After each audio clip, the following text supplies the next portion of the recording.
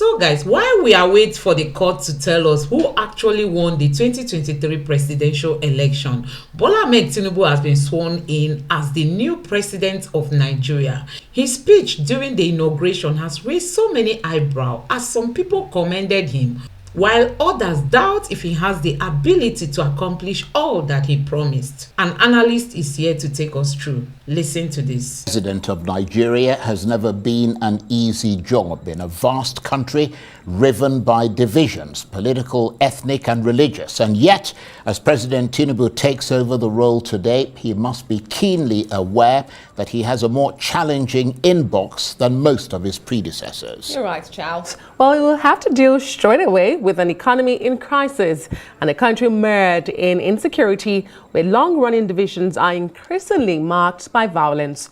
Meanwhile, the two men he defeated in elections insist he cheated, while others have accused Mr. Tinubu of corruption, a charge he strenuously denies.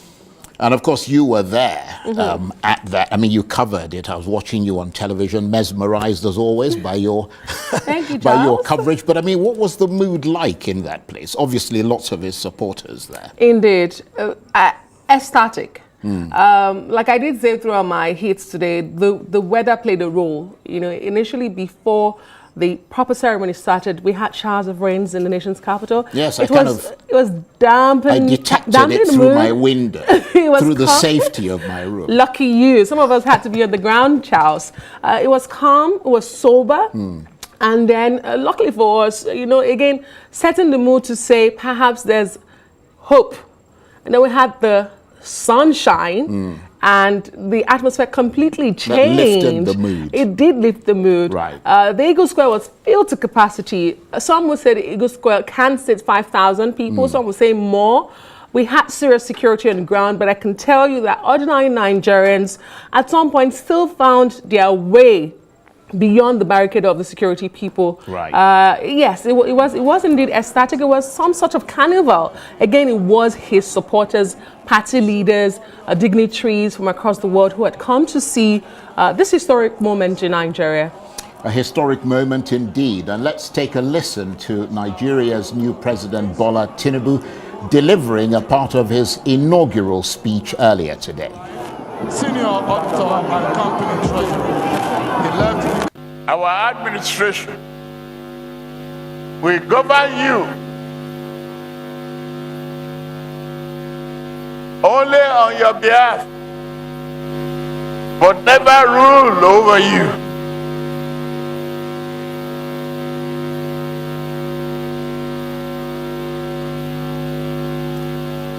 We shall consult and dialogue, but never dictate.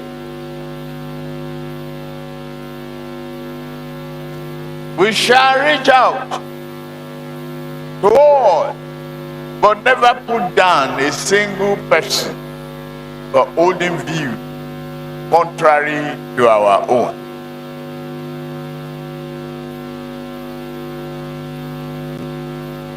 We are here to further mend and heal this nation, not tear and injure it.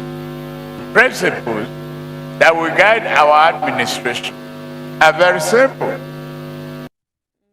Nigeria will be impartially governed according to the rule of law, Constitution. We shall defend the nation from terror and all form of criminality that threatens the peace and stability of our country. We shall remodel our economy to bring our growth and develop the GDP much better, achieve the GDP much better than we have today. I assure you.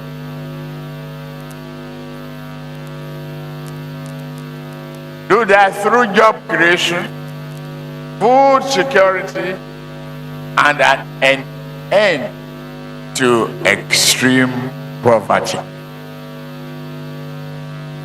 In our administration, women and youth will feature prominently.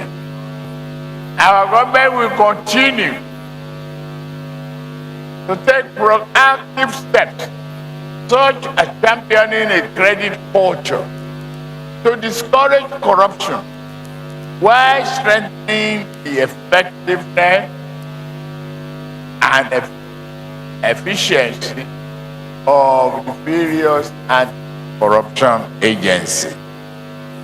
We shall remodel our economy to bring our growth and develop the GDP much better, achieve the GDP much better than we have today. I assure you.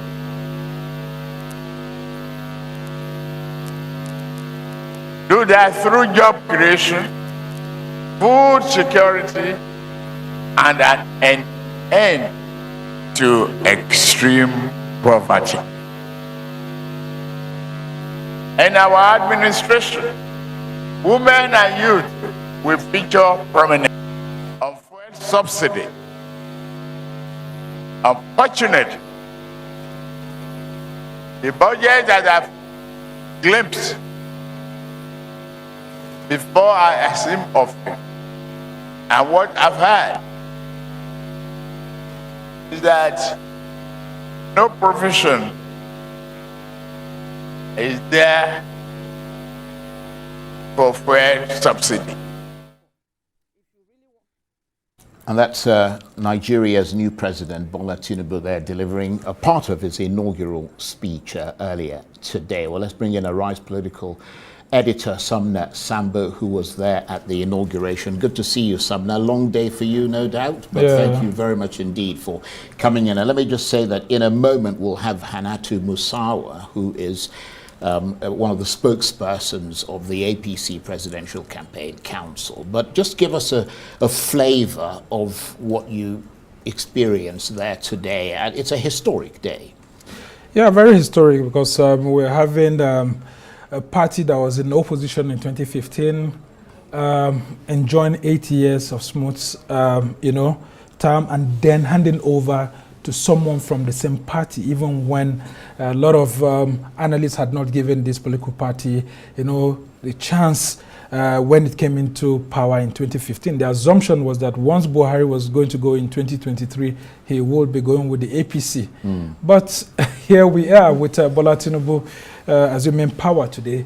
And so there's a transition between the All Progressives Congress to the All Progressives Congress. So there's no much different, and that's why you can see that the atmosphere is not so much full of excitement as it was. But right now we can say that the APC is a political vehicle that is promising to bring a lot for Nigerians. We've seen the CPC wing of the APC. It was an amalgamation of political parties that formed the APC in 2015. Now President Muhammadu Buhari, as he was then, was from the CPC wing of the APC, which was the former Congress for Progressive Change, which is now defunct.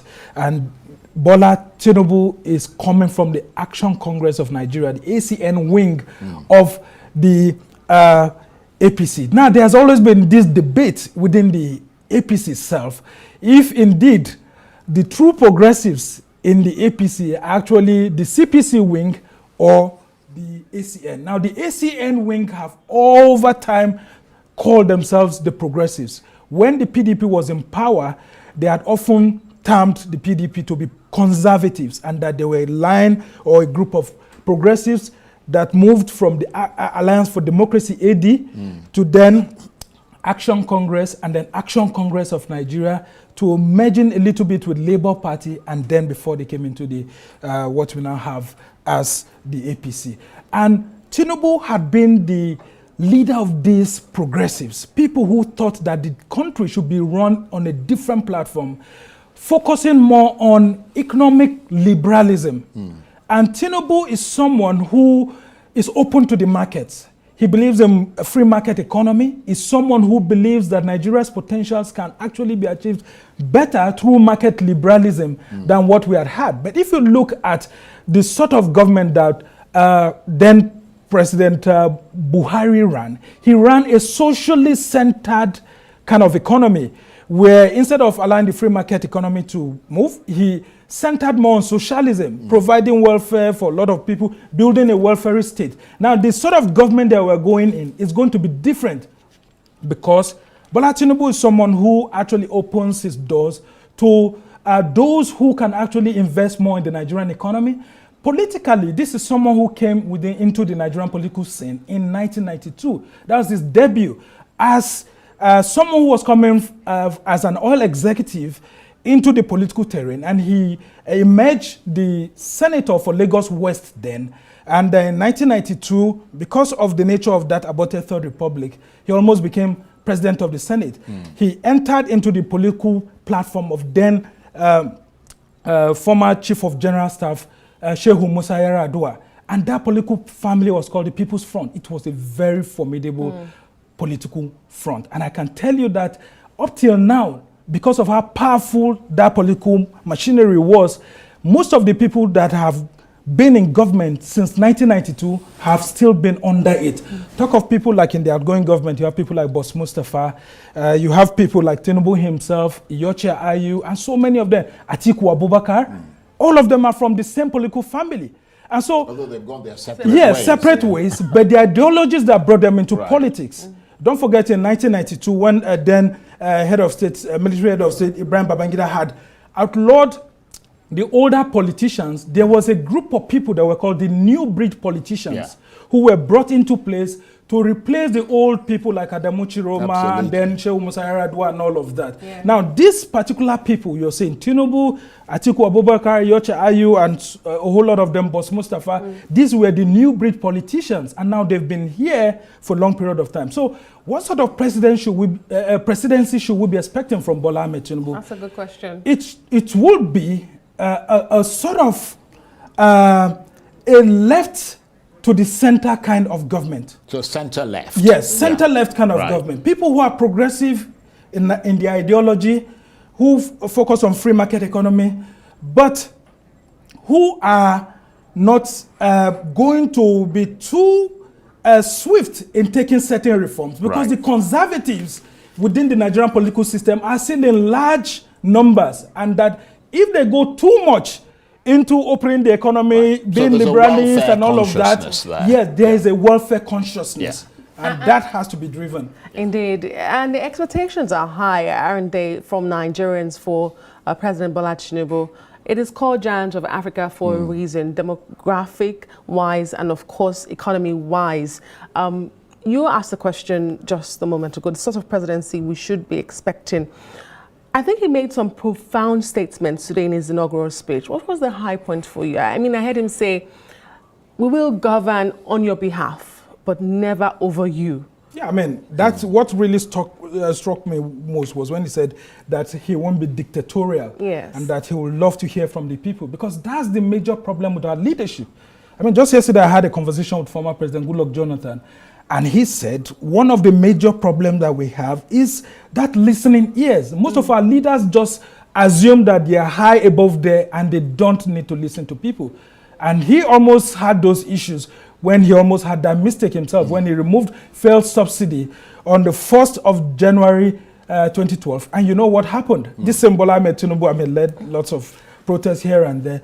And so the idea was that if maybe he could have been a listening person initially on that issue, there could have been a lot of consultation. And I think that could have also helped him in setting up the national conference to listen to people. And when he did, by setting up that national conference, you could see a confluence of ideas. Lots of people were interested in bringing ideas and sharing ideas on the sort of Nigeria that they want to build.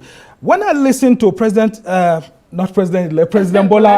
Ahmed Tinubu today, I mean, I felt that I think he had learned from the past. Most of the policies that were being pushed at us the leaders have to listen. The government has to listen. And that's why he said that we are there on your behalf. And if you heard what his wife also said yesterday, there's almost nothing we don't have for ourselves. So we are going to ensure that we do our best for Nigeria, because we already have enough for ourselves, and we ensure that the country that we're going to live, if we live in after 4 years or 8 years, is going to be a country that a lot of Nigerians will be proud about. Actually, and I have no doubt that Bola Ahmed Tinubu is someone, I mean, from his political liberalism that followed, is someone that has a capacity, although he has some challenges with his health and all of that. Right. But I'm thinking that if Nigerians give the new government some room, away from the cynicism and the pessimism that we have while the issues are ongoing in court, because whether I like it or not, there's a government, and that government has to be in place and work for the people. Irrespective of whatever happens in court and comes out of court, the government has to run. So between now and until when the judgment is made, we must support the government in power to do what is necessary for the people. And so Bola Ahmed Tinubu is the president, and so we must support our government. We may not necessarily like the government, but we just have to love the country. Right. Well, you mentioned his wife. I have to say I was hugely impressed with her speech yesterday. I mean, she's been a senator. This is the first time that we're having a president that is a senator. Well, to be his honest, wife's been a senator, and then the vice president is senator. I have to say, at the risk of offending past first ladies, I mean, she came across as just absolutely, I mean, in control. I mean, brilliant to listen to, empathetic with the people of Nigeria. But you also mentioned, when you were talking earlier, Sumner, about fuel subsidy. That's obviously a hugely emotive issue in this country. Do you believe that scrapping fuel subsidy, as he said it was gone, basically, will be unpopular as it has been in the past? Good. I mean, I was just having this conversation with someone before I came on air here. While I think it's a very good decision, and he did the same, he did this sort of action that we had thought that then President Muhammadu Buhari would do within his honeymoon period, the first 100 days in office in 2015, which he didn't, and which he got stuck in. It's a good decision, but I'm feeling that he should have waited until at about a month time before he takes this decision. Because while this is a very good decision, nonetheless, my fear is that because of the cabals, people who control the fuel economy in Nigeria, if he doesn't have the fundamentals, the dynamics of what this is all about, they may create an artificial fuel scarcity for him in the first 100 days. That's a good point. And instead of people, getting to receive his policies with warmth, he would have to be, battling the labor leaders here and there and all of that.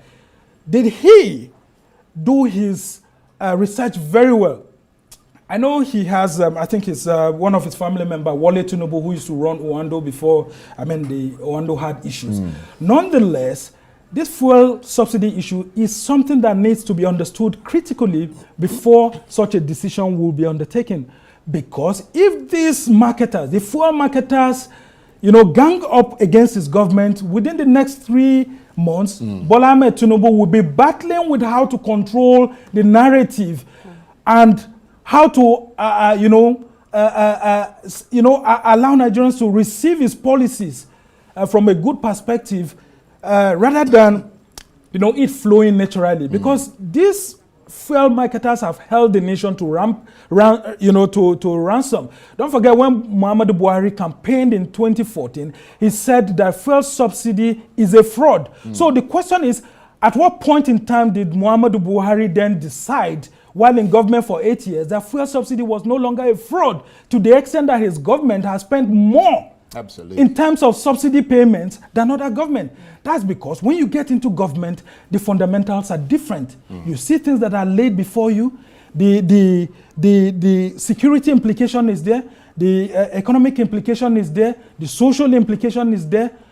This is a very good decision, but he has to now work, since he has already said it, he has to now work very hard to ensure that he controls the narrative, to ensure that the fuel marketers don't sabotage the system, and then he must ensure that he doesn't run a command and control economy, because that is what then President Muhammadu Buhari tried to do, using the apparatus of state, the coercive apparatus of state, like the DSS, the police, to intimidate fuel marketers and all of that. If we are not, refining a lot of fuel at the moment, then at what point in time is this removal of fuel subsidy going to hurt us or not hurt us?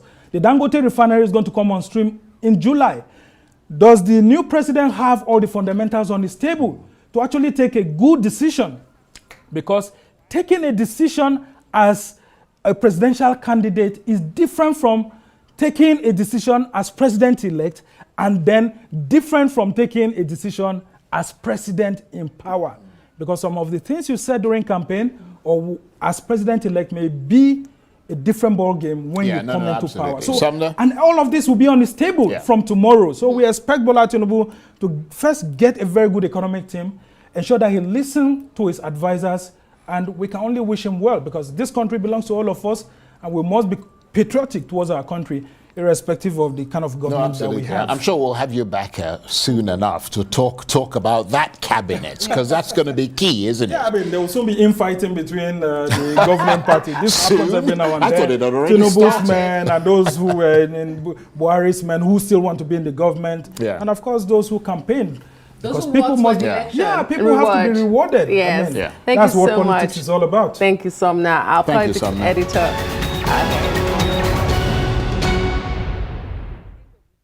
So guys, no doubt many Nigerians are hoping that the judiciary comes clean in telling us who actually won this election.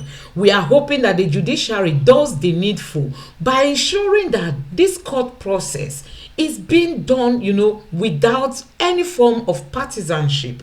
We are hoping that they are going to tell us who actually won this election.